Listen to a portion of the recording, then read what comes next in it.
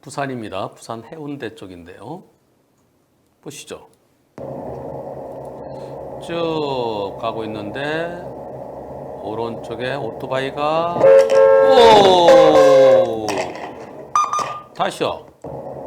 예, 쭉 가고 있는데 오토바이가 아차 깜빡이 없이. 오토바이는 기억을 못한대요. 가만히 있는데 자동차가 와서 자기를 들이받았다고 얘기합니다. 상대측 보험사에서 뭐라고 그러냐면 원래는 70대 30이에요. 근데 오토바이의 약자잖아요. 그러니까 60대 40까지도 가능합니다. 이렇게 얘기해요. 아니 저 오토바이 혹시 오토바이 쪽에서 불법 유턴이 아니라 진로 변경 중 사고라고 그러나요? 그랬더니 오토바이 운전자는 전혀 기억을 못하고요. 이 책을 얘기하지는 않았지만 보험사에서 그런데요. 원래 70대 30인 거 아시죠? 근데 약자니까 60대 40. 이걸 진로 변경이라고 주장하는 것 같습니다. 불박사 보험사는 아니야 저건 너무 심하잖아. 90대 10 내지 100대 0 가능해. 이렇게 얘기한답니다. 여러분들 어떻게 생각하십니까? 저거 100대 0이지. 아니야 90대 10이야.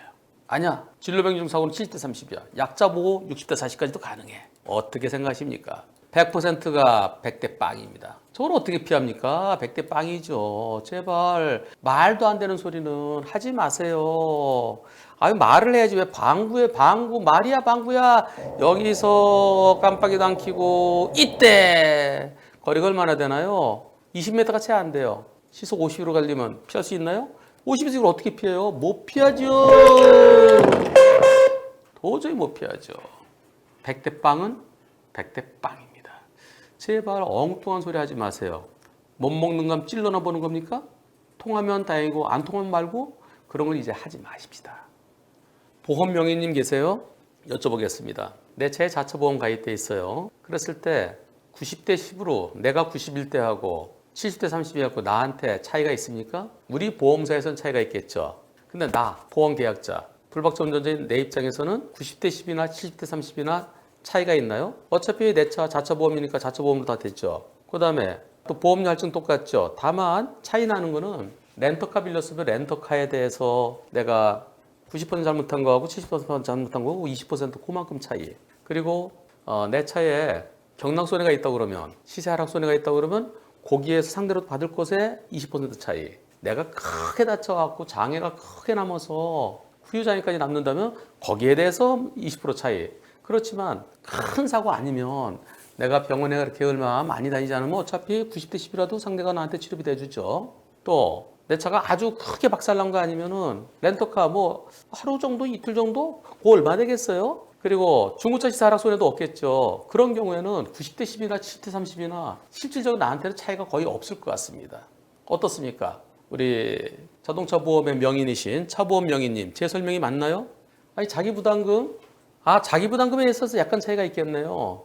예컨대 20% 7대 3일 때 90대 10 할 때 자기 부담금 좀 내가 못 받는 게 있네요. 네. 근데 그 부분 조금 그 몇만 원 되겠습니까? 렌터카에서 차이 나는 거 자기 부담금을 다 받느냐 일부 못 받느냐 그 차이죠.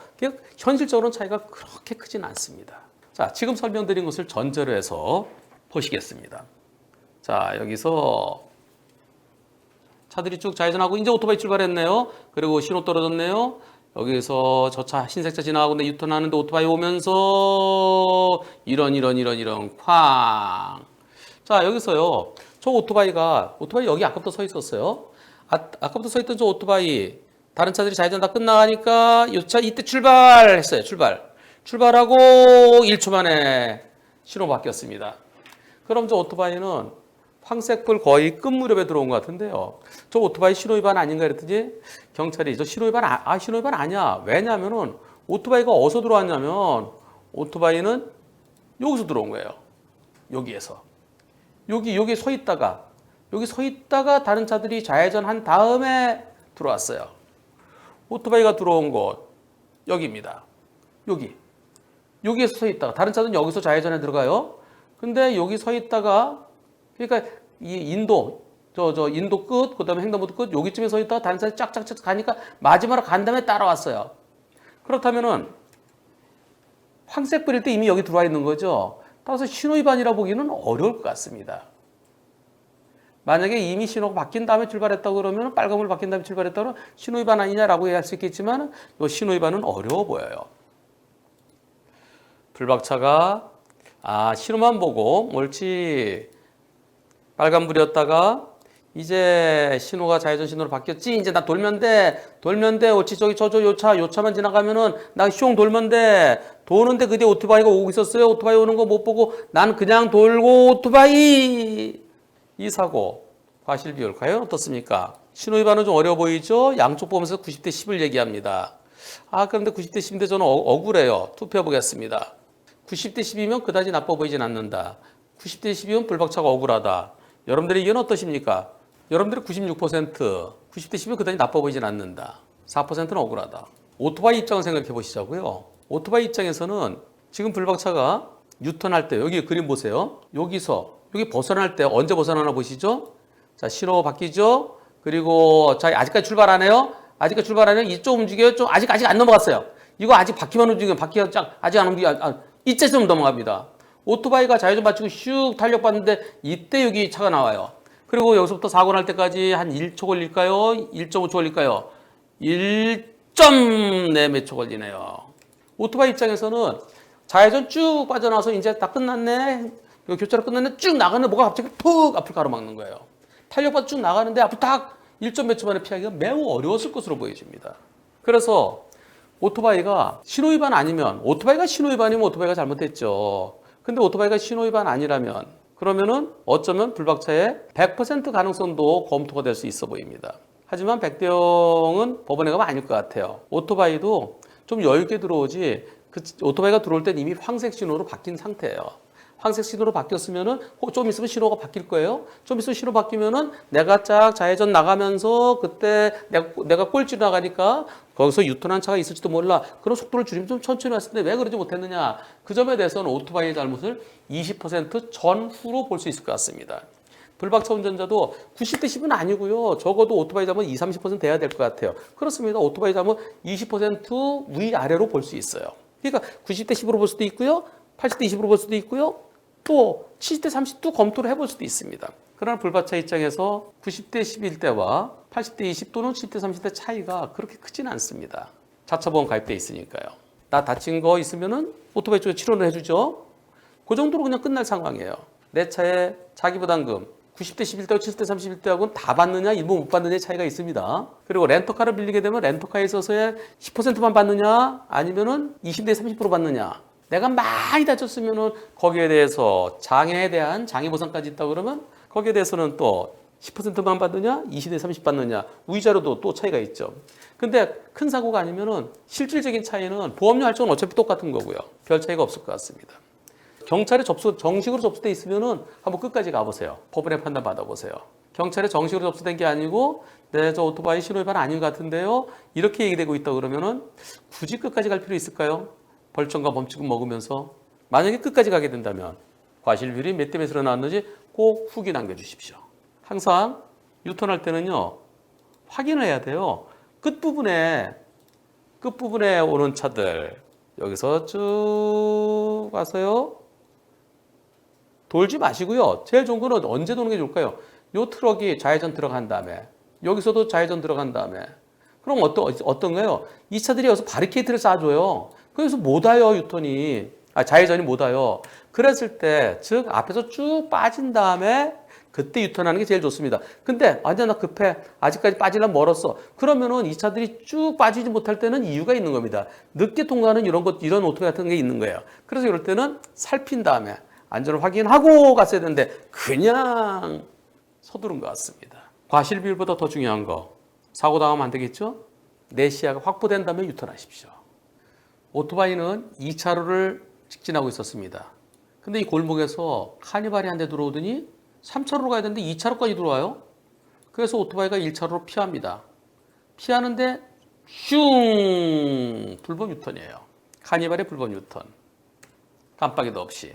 자, 그럼 보겠습니다. 여기서 요 차 지나고 노란 버스 지나고 카니발 깜빡이 없이 와. 저런 사고 자칫 잘못하면은요 사망사고로 이어질 수 있어요. 병원에서 와, 사망 아니게 기적이다. 여기서 크게 다쳤어요. 머리 다치고요. 그다음에 뭐 머리 다치고 여기 이런 데 많이 다쳤어요. 헬멧을 안 쓰셨어요. 오랫동안 병원에서 못 깨어나고 있었어요. 11월 25일 날 사고 났어요. 눈 떠보니까 2주 지났어요. 중환자실에 있었던 거예요. 머리 다치면. 그 2주 동안에 죽느냐 사느냐. 살면은 깨어나고요. 깨어났는데도 식물인가 되는 경우도 있고요. 안전모 안 써서 그렇습니다. 다음부터는 오토바이 타지 마시든가 오토바이 타시려면 안전모를 쓰십시오. 꼭 쓰십시오. 뇌출혈, 턱골절, 안화골절, 눈 밑에 대퇴부골절, 살아있는 게 기적이라고 합니다. 14주 진단 나왔고요. 11월 25일 날 사고인데 아직까지 입원 중입니다. 12월 25일, 1월 25일, 네, 지금 2월 16일. 앞으로도 오랫동안 입원해 계실 겁니다. 대퇴골, 허벅지뼈예요. 허벅지뼈는 오래 갑니다. 이렇게 뼈가 조각이 나갔고요. 두 조각 났네요. 이렇게요. 그래서 여기다 핀 삽입하고. 그래도 다행이에요. 여기 요 뼈 중에서요. 대퇴골 골두라고 있습니다. 골두. 요게 뼈가 이렇게 여기 제일 꼭 인형 다리 쪽 빼면은 여기 동그란 거 있잖아요. 그거 깨지면 그 골치 아파요. 나중에 거기 무혈석에서 갖고 인공관절 해야 돼요. 지금 이분은 그래도 여기 이걸 간부라고 합니다. 이런 가운데 부분이요. 가운데 부분은 뼈 붙으면 괜찮아요. 그래서 장애는 안 남을 것 같아요. 머리도 지금 깨어나서 일상생활하는 지장이 없고요. 문제는 이렇게 많이 다쳤는데 과실이 안 나온대요. 과실은 둘 중에 하나입니다. 2차로 들어오고 있는데 그래서 여기서 2차로 저 카니발 들어올 때 오토바이가 1차로 비켜는데 또 갑자기 불법 유턴 100대 빵이거나 아니면은 오토바이의 속도가 빨랐으면은 오토바이에게 10 내지 20% 헬멧 안 쓴 것까지 합쳐서요. 머리 다쳤잖아요. 머리 다친 거, 머리 안 다치고 다리만 다쳤으면 헬멧은 따지지 않습니다. 근데 기본적으로 헬멧 안 썼기 때문에 헬멧에 대한 치료비가 꽤 많이 들어갔잖아요. 그래서 헬멧에서 손해가 확대됐어요. 10%는 안고 가는 겁니다. 그리고 다른 차보다 좀 빨랐던 20%까지도 가능성이 있어 보입니다. 근데 이번 사고는 과실은 그렇게 중요하지 않습니다. 중요한 건 첫 번째, 빨리 건강을 회복해야 되는 거고요. 그리고 일반적으로 14주 진단이면은 3, 4, 12, 3달 반이죠. 앞으로 한 달 있으면 끝날까요? 아니에요. 뼈 안 붙어요. 7, 8개월 갑니다. 어른들은 뼈가 잘 안 붙어요. 또 뼈가 안 붙고 골진이 나와야 되는데 골진이 안 나오면은 다시 수술해야 될 수가 있어요. 어떤 분이 2년 동안 뼈가 안 붙는 경우가 있습니다. 뼈가 안 붙으면 못 걸어 다녀요. 그럴 경우 뼈가 붙어야 뼈가 붙고 거기에 단단하게 붙어야 피를 빼고 그러죠. 그래서 이분은요. 과실에 신경 쓰지 마시고 빨리 재활이 되고 치료가 잘 될 수 있도록 그리고 머리 쪽에 특별한 문제 없기를 혹시라도 나중에 향경련제를 또 복용해야 될 수도 있어요. 그런 일 없이 머리는 깔끔해지기를 기원하면서 그리고 중요한 거는 과실보다 나중에 보험사가 나한테 얼마 주느냐가 중요합니다. 20대 후반에 취업준비생이시라는데요. 취업준비생이라 하더라도 건강한 사람은 한 달에 도시령 노임, 지금 현재는 310만 원입니다. 법원에서 얼마 전에 뭐 이상한 판결이 하나 나와갖고 그래서 310만 원보다 좀 줄어들 가능성도 있긴 하지만 일반적으로 310만 원이에요. 무직자라 하더라도 취준생이라 하더라도 이번 기간에 한 달에 310만 원이에요. 내 과실이 있으면 내 과실만큼 10%뭐 10% 깎이는 거고 20% 20% 깎이는 거예요. 그러니까 지금 현재 2달 반 넘어가고 있죠. 앞으로도 어쩌면 몇 달 동안 더 입원해야 될 수가 있습니다. 그 입원 기간 동안에 휴업 손해. 그리고 거기 흉터가 한 2, 3cm 쭉 찢었을 거예요. 그 흉터에 대한 성형수술비. 그런 것들. 그리고 장애는 없을 것 같아요. 장애가 남는 장애에 대한 거. 그리고 그에 대한 적절한 위자료. 보험사는 위자료 200만 원 최고입니다. 뼈 부러졌을 때 200만 원이 최고예요. 그러나 법원에서는 7, 8달 입원했다. 그럼 위자료 한 500만 원 줄 수 있죠. 그래서 과실은 어차피 10 내지 20%로 각오하고요. 그리고 빨리 건강 회복된 다음에 보험사에서 주겠다는 돈이 얼마인지 들어보시고 아니 택도 안 된 소리 얘기하네? 그럴 때는 소송을 갈 거냐 말 거냐. 그걸 고민하셔야지 과실이 지금 사고 난 지 오래됐는데 왜 과실을 결정 안 해주나요? 과실은 나중에 얘기하세요. 여러분들 경우에 따라서는 보험사에서 내 100대 빵 해드릴게요 하고 주겠다는 돈이 1000만 원밖에 안 돼요. 소송하면은 과실이 20%일 때 그게 2000만 원 될 수도 있어요. 중요한 거는 저렇게 많이 다친 경우는 보험사에서 주겠다는 마지막에 손해배상 액수가 얼마냐가 중요한 거고요.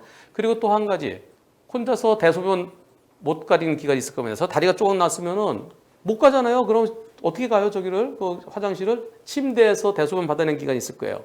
그 기간 동안은 개호비 한 달이면 420만 원 이상 됩니다. 보험사는 안 주려고 그럴 거예요. 요새는 보험사에서 2달까지는 주기도 하던데요. 근데 저거는 개요가 안 필요했을 것 같은데 식물인간도 아니고 사지마비도 아니고 그래서 안 주려고 그럴 수도 있습니다. 그런 개요비 안 주려고 그러는 걸 나중에 찾아내는 거. 그리고 보험사에서 치료비 대주로 공짜 아니에요. 100대 빵이면 치료비 공짜인데요. 본인이 잘못 있으면 그 치료비 헬멧 안 써서 너 머리 크게 다쳤지 않느냐. 너 왜 빨리 왔느냐. 아이 깜빡이야. 근데 삐딱선 보면 삐딱선에 대비했어야지 왜 못했느냐. 그러면 한 20% 과실이 있다. 그럼 보험사가 치료비 대주고 공짜가 아니고요. 나중에 내가 받을 것에서 20% 내 과실이 20% 깎이는 겁니다. 그리고 보험사 내준 치료비에서 20%또 깎아요. 정산하는 겁니다. 정산. 그런데 보험사 내준 치료비가 너무 많아갖고 정산해봤더니 마이너스다. 마이너스 되면 그냥 빵. 아이 불쌍한데 뭘 토해내라 그래. 토해내라까지는 하지 말자. 치료비까지는 그냥 대주자. 받을 것에서 이만큼밖에 안 남고 치료비에서 토해낼 게 이만큼이다. 그런데 그럴 때는 토해내지 말고 그냥 끝내자. 이게 치료는 다 해준다는 얘기입니다. 나한테 과실이 많아도 치료는 다 해준다. 그러니까 치료를 공짜로 생각하시는데 공짜 절대 아니에요. 나중에 정산해서 내 과실만큼 내가 돌려줘야 됩니다. 내가 받을 것에서 내 과실만큼 깎이고 보험사 내준 치료비에서 내가 돌려줘야 될 것 계산해서 남는 게 마지막에 내가 받을 수 있는 합의금. 그게 손해배상입니다. 과실 신경 쓰지 마세요. 20% 각오하세요. 10 내지 20% 각오하세요. 그리고 젊은 분 빠른 쾌유 기원합니다. 제한속도 70입니다. 저 앞에 공사를 해요. 불박차 가겠습니다. 70 넘지 않았습니다. 본인 말씀으로는. 인부들도 있고요. 트럭 봐라, 트럭 봐. 자, 이번 사고에 대해서 트럭이 깜빡이도 안 켜고 나옵니다. 여기에서 트럭이 나오는데 2차로 갈 줄 알았지 1차로까지 올 줄은 몰랐는데 꽝. 어머. 네. 상대 보험사 트럭 보험사는 80대 20을 얘기합니다. 불박차 보험사는 100대 빵을 주장합니다. 제가 여쭤봤어요. 여기에 이 차선 하나 지금 트럭이 삐딱하게 움직이죠? 트럭이 나올 때 삐딱선 기척 소리. 여기서 차선 하나, 둘, 세 개는 안 되고 2개 좀 넘는 것 같죠? 여기서 중요한 게 요거의 여기 길이가 얼마냐. 그 다음에 여기서부터 여기 차선과 공간의 합기가 길이가 얼마냐. 이게 8이냐 또는 13이냐 둘 중에 하나입니다. 제가 여쭤봤더니 8이라고 그러세요. 그래서 8? 그럼 8이면은 이게 3, 이게 5거든요. 3 플러스 5예요. 근데 저 트럭이 차선 하나보다 저 트럭이 비슷해 보여요. 이때 보세요. 이때 보면 트럭의 길이하고 요거하고 비슷해 보이잖아요. 그럼 이게 5 같아요. 그럼 공간은 8이란 얘기예요. 13이죠. 이거 중요합니다. 저게 만약에 공간이 8이라고 그러면은 요때 8, 20m 채 안 되는 거고요. 만약 13이라 그러면 한 30여 미터 되는 거고요. 본인이 8이라고 그러시길래 그거 어떻게 측정하셨나요? 그랬더니 저 국도는 8이라는데요. 발로 직접 발자국 몇 자국인지 해보셨나요? 어떤 분은 신발로 몇인지. 제가 볼 때는 13으로 보입니다. 그랬더니 찾아보니까요. 읍면 지역은 13이라네요. 그렇습니다. 제가 그러잖아요. 시내는 8, 시 외곽은 13. 시 외곽이라는 것은 이제 읍면 이런 지역이죠. 그렇다면 지금 이거 한 30여 미터 돼 보입니다. 이때 삐딱한 저 차를 보고 여러분들은 어떻게 하시겠습니까? 여기 공사 중이고 그러면 저 앞에 차들이 이렇게 서 있다가 그 앞에도 또 차는 차가 있는지 없는지 모르지만 여기서 이쪽으로 들어올 가능성이 있죠. 그리고 불박차가 상당히 멀리 있다 생각하면요. 저런 공사진 곳, 저런 곳에서는 좀 속도를 좀 줄여서 가야 될까요? 여러분들 어떻게 하시겠습니까? 아니야. 가면 요 차가 2차로 1차로 들어오면 깜빡 켜고 들어야지. 2차로로 그냥 가야 될 차가 이렇게 쑥 들어오면 어떡해. 이거 100대 빵이지. 투표해 보겠습니다. 80대 20이면 받아들여야 될까요? 트럭이 깜빡이 안 켜고 나기 때문에 100대 0이어야 된다. 어떻게 하시겠습니까? 80대 20이면 받아들이자가 94%. 끝까지 가자가 6%입니다. 이 사고 본인은 70은 안 넘었습니다라고 하시는데요. 이거는 법원에 가면 100대 0 되는 거 쉽지 않을 것 같습니다. 자, 2차로 가다가 앞에 복잡해요. 복잡하고 신호등은 녹색이에요. 중간에 여기서 바뀝니다. 요거는 딜레마 존이겠죠. 이건 신호 위반으로 말할 수는 없습니다. 근데 고약한 조사관 만나면 신호 위반 이렇게 될 가능성도 조금 있죠. 자, 그 다음에 여길 지나친 다음에 여기 속도를 좀 줄였어야지. 이때요. 저기 봐라. 여기 차가 나오네. 그럼 저 차가 당연히 2차로 간다. 그렇게 생각하지 마시고, 삐딱선. 그럼 기적 소리가 들리면 나도 조심해야지. 삐딱선 기적 소리. 속도 줄이면 빵! 했더라면. 보세요. 요 앞에 차 있잖아요. 이런 게 있는 거예요. 그래서 이게 똑바로 여기서 이렇게 가는 게 쉽지 않아서 대각선 나올 가능성이 있는 거죠. 저는 백대영은 쉽지 않겠다는 의견입니다. 그리고 또 본인은 70이 안 넘었습니다 그러시는데 나중에 속도가 너무 빨랐어요. 속도 분석합시다. 그리고 속도가 만약에 20km 혹시 초과로 나오면은 당신 속도 위반이야. 그러면 지금 현재는 내가 피해자로 돼 있는데 나중에 내가 가해자로 몰리면 그런 위험성도 조금은 있잖아요. 자, 저랑 여러분들의 다수 의견 94%는 저럴 때는 속도를 줄여서 가야 된다. 좀 복잡하잖아요. 공사 현장 지날 때 속도를 좀 줄여야 돼요. 그래서 백대영 쉽지 않겠다는 의견인데 근데 본인은 백대영이다. 우리 보험사도 백대영이다. 그렇다면 어떻게 될까요? 끝까지 가야 됩니다. 그래서 이 사건 끝까지 소송까지 가게 된다면 분심이 거치지 말고 소송 가세요. 소송에서 과연 몇 대 몇 나올지 결과 알려주십시오. 그러나 백대영이든 백대영이 아니든 저런 것은 속도를 줄여서 가십시오. 이렇게 중앙분리대가 쭉 이어져서 이쪽은 안전하죠. 이쪽은 안전하지가 않습니다. 그래서 공사 현장, 사람들이 있거나 사고난 차가 있거나 뭔가 좀 평온하지 않고 뭔가 좀 도로는 쫙 아무것도 없어야 돼요. 뭔가 있을 때는 규정 속도보다 줄여서 가십시오. 그게 안전합니다.